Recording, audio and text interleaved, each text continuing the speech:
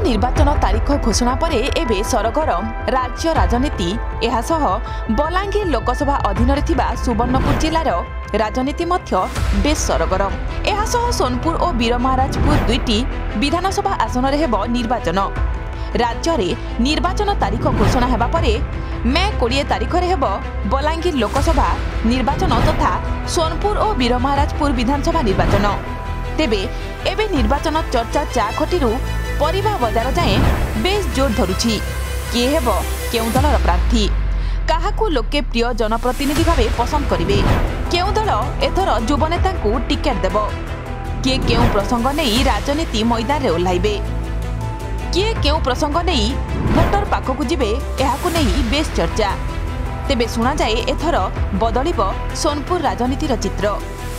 मैदान में प्रस्तुत होउछंती युवनेता। सुवर्णपुर दुईटी निर्वाचन मंडली रे अनेक जगार युवनेता निर्वाचन पर प्रस्तुत होउथिबार चित्र सामना को आसिलानी। रोजगार और कृषि भली मुद्दा को नहीं निर्वाचन मैदान को ओह्लाइबा पई प्रस्तुत होउछंती महिला नेत्री सोनाली विसी। 2009 रु सोनपुर निर्वाचन मंडली को लगातार विधायक रही लोकों सेवा रे अनेक जनहितकर कार्य करी लोकों मनोबल जीतिथिबा स्वास्थ्य मंत्री निरंजन पुजारी बीजेडी पक्षर एथर टिकट पाई पुणी मैदान को ओह्लाइबा सुनिश्चित बोली कहुए। सेहीपरि बीजेपी प्रमोद महापात्र, अशोक पुजारी, सानंद मेहर आशायी प्रार्थी थिबा बेले कांग्रेस युव कांग्रेस नेता प्रियव्रत साहू आशायी प्रार्थी थिबा सुनिबाकु मिले।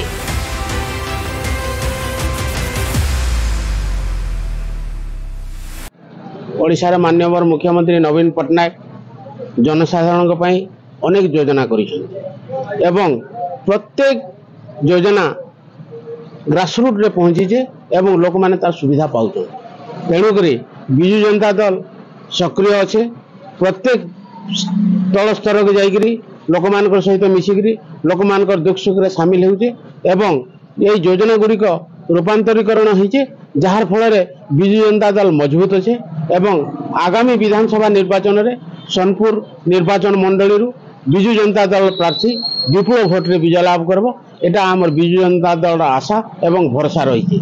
माननीय मुख्यमंत्री नवीन पट्टनायक जन निर्मल शासन एवं लोक मान पाखर जेन पहुंचीचे, लोक माने समस्त चिंता कलेन आगामी षष्ठ थर सुनिश्चित माननीय मुख्यमंत्री नवीन पट्टनायक हेबे एवं ओडिशा विधानसभा निर्वाचन रे सोनपुर निर्वाचन मंडली रे मध्य माननीय श्रीजुक्त निरंजन पुजारी षष्ठ थर निश्चय सुनिश्चित निर्वाचित हेबे। भोटवा सोनपुर और वीरमहाराजपुर रे तारीख घोषणा हला पर सब राजनीतिक दल वर्तमान चल चंचल आउ सबुनु आगे आमे बीजेपी कार्यकर्ता अच्छे, बीजेपी दल अच्छे। वर्तमान आम पाखे जेन मुद्दा अच्छे कि केंद्र सरकार को जहाँ सब योजना आम लोक मान पाखे नहीं जीमु, लोक सचेतन करमु, विभिन्न प्रकार कार्यक्रम भी कर लोक सचेतन भी कर लोक आम संगे अच्छन भी।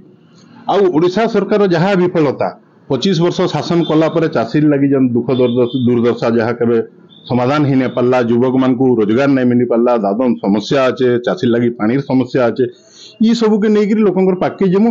निश्चित भावे मोदी जेन आह्वान अच्छे मोदी ग्यारंटी आम लोकसभा 400 पार करमु आउ विधानसभा फुल मेजोरिटी रे मोर जहाँ अनुमान अच्छे और लोकंकर मत के मुझे कहूजे जे ओडिशा रे भी बीजेपी सरकार हेबा और सोनपुर वीरमहाराजपुर जे निर्वाचन मंडली दुईटा आमर इन रहला आम दुही निर्वाचन मंडली रे आमर बीजेपी प्रार्थी विजय हेबे।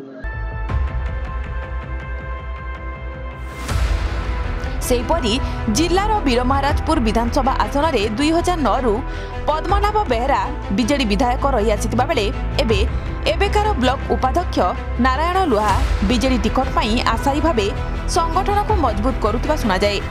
सेहीपरि बीजेपी आशायी प्रार्थी भावे रघुनाथ जगदेला, आनंद बारिक, बलराम सुना प्रमुख निज निज गड़ सजाड़े व्यस्त रहिबा सह कांग्रेस विनोद पात्र कांग्रेस प्रार्थी भावे आगधाड़ी शुणा मिले।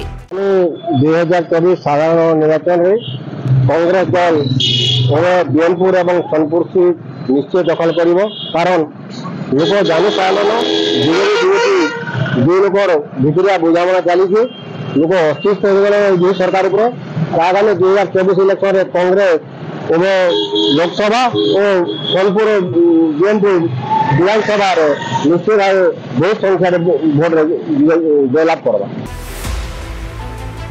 तेबे देखिबाकू बाकी रहिला उभय सोनपुर और वीरमहाराजपुर विधानसभा मंडली रे केउ दल काहाकू टिकेट देउची और प्रार्थी माने केउ भली राजनीति मैदान को ओह्लाइबे।